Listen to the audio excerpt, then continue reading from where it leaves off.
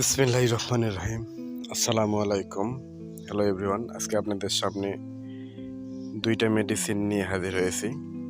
তো প্রথমত জানিয়ে রাখি, আমাদের বাচ্চাদের খেলাধুলা করার সময়, চলাফেরার সময়, দুষ্টুমি করার সময় অনেকেরই হাত পায়ে লেগে থাকে, শরীরের অনেক জায়গাতে, বিভিন্ন জায়গাতে আঘাত হতে পারে। তো আঘাতের কারণে ব্যথা হতে পারে, প্রচণ্ড লেভেলের ব্যথা। বাচ্চারা মুখে বলতে পারে না, প্রয়োগ মাত্রা বুঝতে পারা যায় না। তো একটু সহজ করে বুঝে দেওয়ার জন্য নিয়ে আসছি ফ্লামেক্স আইব্রোপেন। এটি হলো ব্যথানাশক সিরাপ। তো আইব্রোপেন এটি 1 চা চামচ করে দুবেলা